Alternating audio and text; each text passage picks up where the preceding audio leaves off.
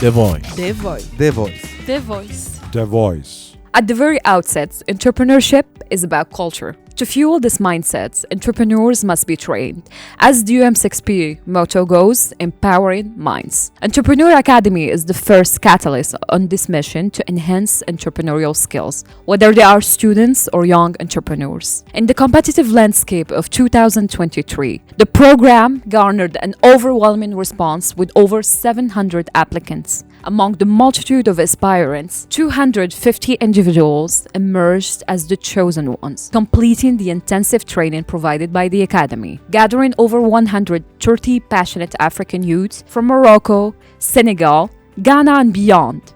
The Soft Skills and Entrepreneurship Days was a dynamic exploration under the theme Innovation and Creativity, how youths are transforming entrepreneurship in Africa. Hello everyone. How to be a good entrepreneur? What do you need to really succeed when you are young, innovative, and you are dreaming to be the next unicorn? To answer to these questions, we will talk about entrepreneurial spirit, mindset, culture, DEVoice, give the voice to one of our key programs, Entrepreneur Academy, led by our guest, Prasanth Kumar, aka PK, as we call him here at Dev. How are you, PK? I'm very well, Sheikh. How are you doing? Good Fine. morning. And very happy to have you today here with us. Well, thank you very much for the opportunity. Welcome, PK. As the head of Entrepreneur Academy at UM6P, can you share the vision of the Entrepreneur Academy in empowering the next generation of entrepreneurs? Absolutely. So Entrepreneur Academy is UM6P's education and training arm, where we basically enable beneficiaries to cultivate an entrepreneurial mindset by giving them the right kind of skill sets, tools, which would basically enable them to seize the right opportunity, evaluate it, and basically start the journey to becoming an entrepreneur. And on that note, before I go forward, I would like to basically share a short story. Go ahead. It's about. I love stories. Go ahead. Great. So this is basically set in the mid 1900s, right? So a large shoe company sends two of its best salespeople to Africa to explore new markets. And the first salesman, after a few days of research, sends a message back to the HQ saying that, total disaster, no one wears shoes. And after a few days, the second salesman sends a message back saying that, glorious opportunity. Oh. No one wears shoes yet. Okay. So basically teaching the youth about entrepreneurship is more about the story about these two shoe salespeople, right? So it's about teaching students or youth to see opportunities where there are obstacles. And at EA, we aim to basically instill this mindset or this perspective in the youth, which basically would empower them to see and to transform disadvantages into opportunities, and also try to see that unique selling point in these large issues which Africa faces, and transform them into meaningful solutions, and enhance their communities and their nations and the ecosystem at large. And why do you mainly focus to nurture entrepreneur skills for students and young professionals before they fully embark, as you said, to their entrepreneurial journey? Okay, so from an African context and perspective, to foster entrepreneurial skills in students and in the youth, it's not just about individual success. It's more about driving that positive change across the continent. Yes. And to do that, it's very important to build a strong foundation. So it's like when you build a house or when you build a building, right? You need to ensure that you have a very strong foundation so that it stays for long and it is sustainable. Bedrock. Yes. And how do you do that is basically by giving them the opportunity and chance to learn and to be aware. So as I always say, be aware or beware, right? So we focus more on the be aware side of things. And I'm sure you would agree that as as an African, and in Africa, we face a lot of issues and challenges, right from limited infrastructure to resource scarcity to youth unemployment. So this entrepreneurial education, it empowers the minds of the youth to identify problems within their communities and develop innovative context-specific solutions. And that's very meaningful, right? And the second element is basically how to build sustainable businesses. Like you just don't want to be a fly-by-night operator. And to understand the African landscape is very critical. We have 54 beautiful countries, Indeed. which huge are continent. complex. We have a beautiful culture, but it's very important for the youth and people to understand that all these are 54 different countries, and the landscape is different, the regulations are different. So this knowledge which we instill in them helps them to navigate the complex regulations, understand how to kind of work around it, how to secure funding tailored to the African context, how to leverage technology for a wider reach. And these tools basically enable them to create sustainable businesses that contribute to long-term economic growth. And that's what we are aiming at, right? So in a nutshell, if you nurture entrepreneurial skills at a very young age, you empower the youth to become architects of their own future. Okay. And from your track record, what advice will you give to aspiring entrepreneurs? What are the key success factors for entrepreneurs in Morocco and beyond across the continent? Right. I would say first to embrace your why, right? So don't chase trends. Don't start a business to become a unicorn. Think beyond just profit. You aim to create a business that solves a problem within your community and contributes to a positive social and environmental impact, right? And if you do things right, and if you get the right kind of team around you and the right kind of support system around you, eventually you're going to make money, right? So if not, you won't become a unicorn, but a popcorn, right? That's what I always say. So, don't have that mindset in terms of don't start a business to become a unicorn. Start a business to really address a problem which is very close to your heart, right? A problem which is close to your country and which is very imperative for Africa as a continent. Second is to basically develop a growth mindset, right? So you need to embrace obstacles and difficulties as challenges and turn them into opportunities. And easier said than done, it requires a lot of practice. And it's always good when you start young, right? Even if you play sports, it's always good when you start young because, you get to fail and you get to practice and you get to be better at your game. And nobody is running 100 meters dash here, right? We are all running marathons. And so the most important thing for me is we are all in the business of human well-being. Even if you are basically manufacturing a safety pin or a matchbox or a computer or even a spaceship, it's for human well-being. So any business you are in is for human well-being. So that's the most important thing. So always try to think beyond profit.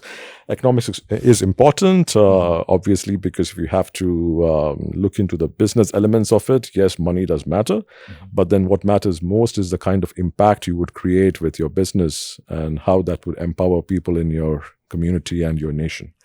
Third thing I would say is to understand your market and to embrace innovation because, we have seen this exponential shift in terms of technology advancement in the recent years. Yes. And, it's going to be a very futuristic world in the future. And I'm just not giving my age, but then, I've had this luxury of, living with landline telephones and radio cassettes and writing letters. And, I've seen this whole transition from that stage to where we are now. And, when I was a student, when I was studying, when we entered the university or college, all that mattered to us was the textbook and the professor. Whatever was said and spoken were holy words, right? We never had a chance to question or validate it. But then now there is so much of information available in abundance for everyone, right? Across all age sectors.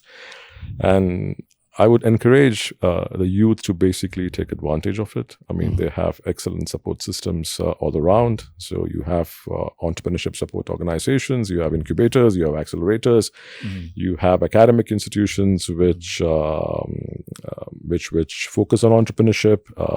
They empower students to become entrepreneurs. And, make use of these facilities, make use of these opportunities. If you don't know, ask for help, right? It's very important to ask for help. And it's very important to be a learn-it-all person than a know-it-all person. You get advices from left, right, and center. I'm not saying that don't take it, but, absorb whatever you can, be like a sponge. So you absorb everything in, you keep what is required and release what is not required. And ensure that your toolkit is always full, because, you also give advice. And when you give advice, your toolkit becomes empty. So, it's a lifelong learning process, right? So yeah, I mean, these are a few of the perspectives which I could give, from my experiences. Yes. Be curious, be passionate. People talk about having perseverance. Yes, all these matters, but then you need to have that passion. You need to have that passion for making a difference in human lives. And in Africa, human relationship is very important, as you know. Do you agree that in Africa you must be there on the ground and talking to people, having good relationship with them? Absolutely, Sheikh. I mean, I would say not just in Africa, right? I mean, human relations are very important. End of the day, we are always dealing with humans, right? From the day you are born, you start negotiating with your mother for milk when you start crying. And that negotiation process, you continue as you grow and until the last stages of your life as well. So human relations are very critical. So as I always say, we all evolve through different phases in life, but then it is very important to look inwardly and understand yourself, the self, as I call it, and give respect and take respect, because it's very important. It's not about your identity, status, or position. It's about how you can be a better human enabler. And I think that's one key message which I would like to drive through this podcast as well. Relationships do matter, and they do matter a lot. Great. And we can finish, PK, without talking about your personal story. You are from India, you lived in many continents. Today you are based in Morocco. As an African or Ghanaian boy, in your own words, how do you think all these residencies and experiences in multiple continents shaped the entrepreneurship expert you are today? Right, great question. So, I would just like to take the quote of my ex-president in Ghana, Kwame Nkrumah. Yes. He mentioned that you're not an African because you're born in Africa, but Africa was born in you. And for me, it's the case. I'm a born Indian, but I'm married to an African. My son holds an African nationality. But if you ask any of my friends in the ecosystem, they see me more as a Ghanaian boy or a Kojo. Yes. It's just because of my passion towards the continent, and as we discussed earlier in terms of human relations. But to step back to your question in terms of, how these different experiences and living in these various continents have shaped my experience, I would say I need to start off from India, right? So I spent my first 5 years of my career in India. And as you know, India is a very diverse nation, and we have many states and union territories. So for me, it was a very good. I think that's one secret sauce, I would say, why. I'm not trying to promote Indians here, but then why Indians are really good in terms of managing people. And if you look at the track record of the CEOs in the top organizations, you see a lot of Indians reigning on the top.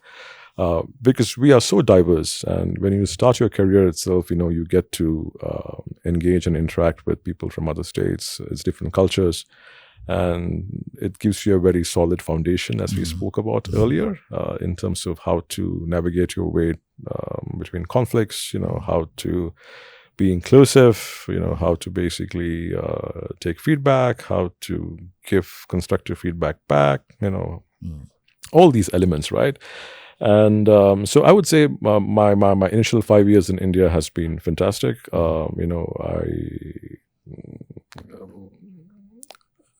Even though I'm from a mechanical engineering background, and I would like to take this analogy which I've framed. So in India, you have something called the Dell philosophy, right? So if either you are a doctor, engineer, or a lawyer, else you are a loser. And but my passion always lied with people, because I knew I was really good with people. And then I didn't pursue my stream of mechanical engineering, but then got into IT at that point of time, but in sales and business development. And then, that was a good learning curve in the first 5 years. And I moved to Dubai, where I started my own company, along with my partner, who was a medical doctor by profession, but then who had a deep passion towards entrepreneurship. So I ran the company for 8 years, and then I exited the company. The company still exists in Dubai. They're doing well. So my stint in the Middle East also was phenomenal, I would say, because it paved way for exposure to multiple cultures, multiple personalities. Sure. You engage, deal, and negotiate with different nationalities, with different personality types. So every phase, I would say, in my career, in my life, there has been a learning, right? Good and bad. And the most important thing is that you reflect on those experiences often, and you take away those little nuggets of wisdom if you are able to interpret it the right way, and you make sure that you don't go back into those tracks in the future. But it's been a great journey. I would say I'm grateful to God for all those experiences. And And when you joined Africa, that was also So from Dubai, I basically came to Morocco. I worked here for 4 years, and then I moved to Sub-Saharan Africa, working very actively in the startup ecosystem across Sub-Saharan Africa. So different phases in life, different experiences, and the most important thing, which I always believe, is to create impact in your own little way, but not all by yourself, but along with others. Yes, collective. And I'm sure we have heard this saying umpteen times, that if you want to go fast, you go alone, but if you want to go far, go together. But then you have to practice it, right? So, and that's where I would again retract back to your earlier question about the value of human relationships. And you need people around you. You need help. And no one is a Superman, right? Even Superman needs help. So it's very important to be collective, and to have a very collective goal in terms of what you want to achieve. So that's about it. Thank you, our Iron Man, PK. It was a pleasure to have you today for this third podcast of DEVoice. Thank you. Thank you so much, Sheikh, for having me, and it's been a pleasure speaking to you. Thank you. Yeah.